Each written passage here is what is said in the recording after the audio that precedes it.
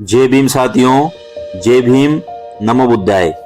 साथियों, आज मैं जानकारी लेकर आया हूं डॉक्टर भीमराव अंबेडकर के प्रथम गोलमेज सम्मेलन जो 1930 को इंग्लैंड में 12 नवंबर 1930 से 13 जनवरी 1930 तक आयोजित किया गया था। उसमें बाबा साहब शामिल हुए थे दलितों के प्रतिनिधि के रूप में।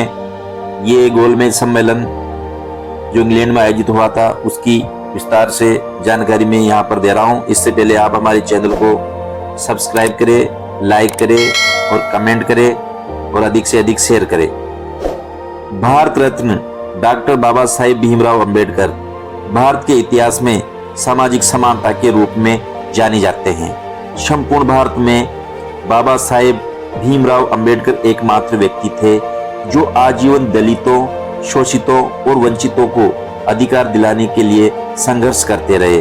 उनके जीवन की गतिविधियों में सब जगह एक ही चीज शामिल रहती थी, वह थी शोषितों, दलितों व वंचितों का उत्थान। इसमें कोई दो राय नहीं है कि बाबा साहेब अंबेडकर बहुमुखी प्रतिभा के धनी थे। वह 32 डिग्रियों के अध्ययन करता व 9 भाषाओं के ज्ञाता थे। जीवन के सभी क्षेत्र में उनको महारत हासिल थी। वह एक विधिवेता, समाजशास्त्री, अर्थशास्त्री, शिक्षा विद्या दार्शनिक, वकील, राजनीतिज्ञ और भी कई क्षेत्रों में विशेषज्ञता हासिल थी। अंबेडकर एक ऐसा टॉपिक है जो कभी पूरा ही नहीं होता। बाबा साहेब डॉक्टर अंबेडकर ने पहली बार लंदन में आयोजित प्रथम गोलमेज सम्मेलन राउंड टेबल कॉन्फ्रेंस में दलितों, वंचितों व शोषितों की सामाजिक स्थिति को प्रथम बार सार्वजनिक किया था। प्रथम गोलमेज सम्मेलन 1930 दलितों व वंचितों की सामाजिक स्थिति में सुधार लाने हेतु एक मील का पत्थर साबित हुआ।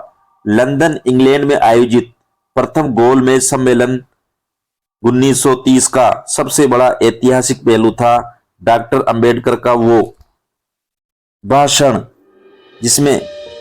जिसने अंग्रेजों को हिलाकर रख दिया था। आज के इस वीडियो में मैं आपको बताने जा रहा हूं बाबा साहेब के प्रथम गोलमेज सम्मेलन में रवानगी से लेकर राउंड टेबल कॉन्फ्रेंस गोलमेज सम्मेलन में उनके द्वारा दिए गए ऐतिहासिक भाषण की एक एक शब्द की विस्तार से व्याख्या। स्वतंत्रता आंदोलन की लपटें लगातार तेज होती जा रही थी। अंग्रेजों को असहयोग आंदोलन, सविनय अवज्ञा आंदोलन से यह एहसास हो गया था कि अब ज्यादा दिनों तक ब्रिटिश शासन भारत में नहीं टिक सकता। इसी के परिणाम स्वरूप भारतीयों को स्वशासन देने, संवैधानिक प्रक्रिया के विकास के लिए गोलमेज सम्मेलन बुलाए गए, जो क्रमशः प्रथम गोलमेज सम्मेलन 1930, द्वितीय गोलमेज सम्मेलन 1931 तथा तृतीय गोलमेज सम्मेलन 1932 में इंग्लैंड में आयोजित किए गए। डॉक्टर भीमराव अंबेडकर देश के करोड़ों वंचितों और दलितों के प्रतिनिधि के रूप में गोलमेज सम्मेलन में शरीक हुए थे। प्रथम गोलमेज सम्मेलन में डॉक्टर बाबा साहब ने भाषण में उन लोगों के रोंगटे खड़े कर दिए जो दलितों, वंचितों व शोषितों को अधिकार दिलाने के पक्ष में नहीं थे। उन्होंने हिंदुस्तान में जातिवाद और हिंदूपन की जो पोल गोलमेज लंदन में खोली, ब्रिटिश सरकार को डॉक्टर अंबेडकर की हर बात माननी पड़ी। ये डॉक्टर अंबेडकर का ही हुनर और संघर्ष था कि उन्होंने रैमजे मैकडोनाल्ड को कम्युनल अवार्ड स्वीकार करने को मजबूर कर दिया था। 4 अक्टूबर 1930 को वायसराय ऑफ इंडिया नामक जहाज से डॉक्टर अंबेडकर लंदन को रवाना हुए, परंतु कांग्रेस नहीं चाहती थी कि उन नेताओं के माध्यम से जो उन्हें मान्य नहीं है उनसे ब्रिटिश सरकार भारत की समस्याओं पर बातचीत कर समाधान कर सके। प्रथम गोलमेज सम्मेलन में 89 प्रतिनिधियों ने भाग लिया। इस सम्मेलन में कांग्रेस ने प्रतिभाग नहीं लिया था। इस सम्मेलन में 13 प्रतिनिधि ब्रिटिश सरकार के तथा 76 सदस्य भारतीय रियासतों, राजनीतिक दलों, अल्पसंख्यक समुदायों तथा दलित के प्रतिनिधि शामिल थे। प्रथम गोलमेज सम्मेलन के प्रमुख प्रतिनिधि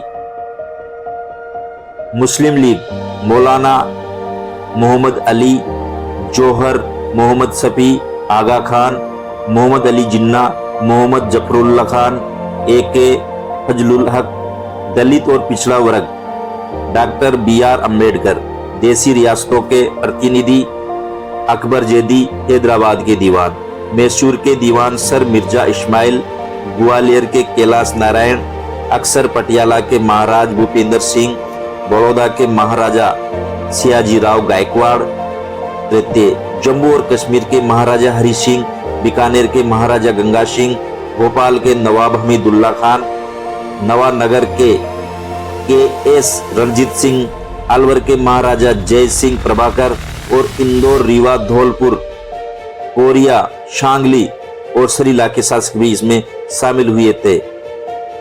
हिंदू महासभा के BS मुंजे और MR जयकर, उदारवादी तेज बहादुर सरफू, CY चिंतामणि और श्रीनिवास शास्त्री, सिख प्रतिनिधि सरदार उज्जवल सिंह, कैथोलिक प्रतिनिधि ईसाई के AT पन्नीर सेल्वम। गोलमेज सम्मेलन 1930 का उद्घाटन। 1930 की पहली गोलमेज परिषद का उद्घाटन इंग्लैंड के बादशाह जॉर्ज पंचम ने किया। उन्होंने आशा व्यक्त की थी कि यहाँ पर निसंदेह सर्वसम्मति से भारत सरकार के भावी रूप पर विचार हो सकेगा। उनके संक्षिप्त भाषण के बाद कॉन्फ्रेंस के अध्यक्ष ब्रिटिश प्रधानमंत्री रमजी मैकडोनाल्ड को चुना गया, जिनकी अध्यक्षता में 12 नवंबर 1930 को गोलमेज में सम्मेलन आरंभ हुआ। 17 से 21 नवंबर तक भारत के प्रतिनिधियों के भाषण होते रहे। इनमें सर तेज बहादुर सरफू, डॉक्टर मंजे, जिन्ना मुकुंदराव जयकर और डॉक्टर अंबेडकर के भाषण विशेष उल्लेखनीय थे। प्रथम गोलमेज परिषद में भारत के अछूतों के प्रतिनिधि के रूप में बाबा साहेब ने इन शब्दों से अपना भाषण शुरू किया। मैं जिन अछूतों के प्रतिनिधि के रूप में यहाँ उपस्थित हुआ हूँ, उनकी संख्या हिंदुस्तान की कुल जनसंख्या का 5वां भाग है, अर्थात ब्रिटेन और फ्रांस की कुल जनसंख्या के बराबर है। ऐसे भारत की कुल जनसंख्या के 5वें भाग के लोगों के प्रतिनिधित्व की हैसियत से मैं आया हूँ, जिनकी दशा गुलामों से भी बदतर है और घृणित और पशुवत जीवन यापन कर रहे हैं। गुलामों के मालिक भी गुलामों को छूते थे, परंतु हमें छूना भी पाप समझा जाता है। वह सदियों से शोषित है और उपेक्षित होता आ रहा है। सरकार बदली, राज्य बदले, परंतु दलितों का भाग्य बद से बदतर होता चला गया। ब्रिटिश सरकार से पहले अस्थिरता के कारण हम घृणित अवस्था में थे। ब्रिटिश सरकार ने हमारी हालत सुधारने के लिए क्या कुछ किया? पहले हम गांव के कुएं से पानी नहीं भर सकते थे, आज भी वही स्थिति है। गांव के कुएं से पानी तक नहीं पी सकते। क्या ब्रिटिश सरकार ने हमें ये अधिकार दिलाया? ब्रिटिश राज्य से पूर्व हम मंदिरों में नहीं जा सकते थे और आज भी मंदिरों के द्वार हमारे लिए बंद है। फिर ब्रिटिश सरकार ने हम अछूतों के अधिकार के लिए क्या किया? पहले हमें पुलिस विभाग में भर्ती नहीं किया जाता था, क्या अब ब्रिटिश सरकार हमें पुलिस में भर्ती करती है? पहले भी हमें सैनिक सेवा में भर्ती नहीं किया जाता था, क्या अब सेना में सेवा करने का मौका दिया जाता है? इन प्रश्नों में से किसी का भी उत्तर हमें नहीं दिया जा सकता था। 150 वर्ष के ब्रिटिश राज्य में हमारी हालत पहले जैसी थी, वैसे ही बदस्तूर जारी है। ऐसी सरकार से हमारा क्या भला होगा? आज अछूत भी वर्तमान सरकार के स्थान पर जनता के लिए जनता का राज्य चाहते हैं। मजदूर और किसानों का शोषण करने वाले पूंजीपति और जमींदार की रक्षक सरकार हम नहीं चाहते। अपने दुख हम स्वयं दूर करेंगे। इसके लिए हमारे हाथों में सत्ता की बागडोर होनी चाहिए, क्योंकि ये वह सरकार थी जिसने पूंजीपतियों पर ध्यान दिया, जमींदारों का ख्याल रखा, परंतु जिसने मजदूर व दलितों की ओर मुंह मोड़ा। वे पहले भी शोषित होते रहे और उपेक्षित ही बनी रहे और सामाजिक कुरीतियां और अंधविश्वासों के अंधेरे में किराए और ढके ले जाते रहे। ब्रिटिश सरकार चाहती तो कानून के द्वारा उनकी रक्षा कर सकती थी, लेकिन उसने ऐसा नहीं किया, जबकि उन्हें चाहिए था कि सामाजिक आर्थिक स्थिति में उसी प्रकार बदलाव लाए जाए जिस प्रकार राजनीतिक स्थिति में किए जाते रहे हैं। ऐसी स्थिति में कोई भी संविधान काम नहीं कर सकता जब तक कि वह बहुमत द्वारा ही कार्य न हो। बहुत समय बीत गया जब आप हुक्म चला कर फैसला करते थे और भारत उसे स्वीकार करता था। अब वह समय लौट गया और मैं अब कभी लौट सकता है।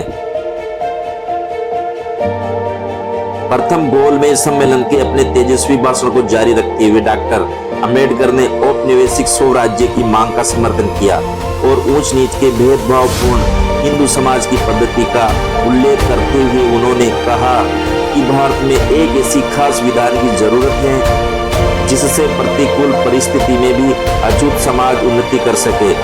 डॉक्टर अंबेडकर ने इस वक्तव्य से पूर्व प्रथम गोलमेज सम्मेलन की अल्पसंख्यक संबंधी समिति को एक पत्र भी दिया था, जिसमें अल्पसंख्यक लोगों की भलाई के लिए नए संविधान में जो अधिकार दिए उन्हें दिए जाने आवश्यक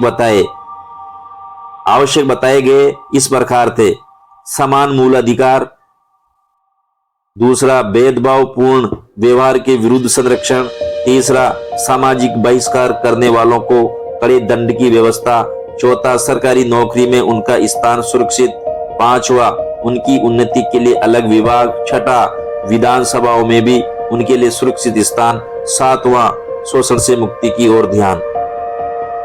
प्रथम गोलमेज सम्मेलन के क्या परिणाम रहे?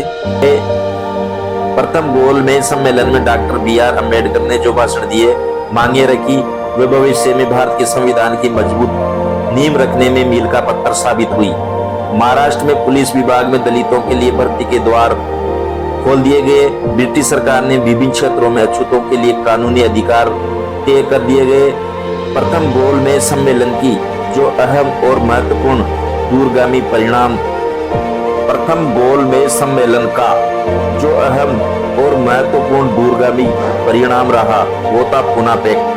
डॉक्टर अंबेडकर के तर्कों को सुनकर गोलमेज परिषद के अध्यक्ष और इंग्लैंड के प्रधानमंत्री रेमजे मैकडोनाल्ड ने दलितों को पृथक निर्वाचन मंडल, जो कम्युनल अवार्ड के नाम से जाना जाता है, को मान लिया था।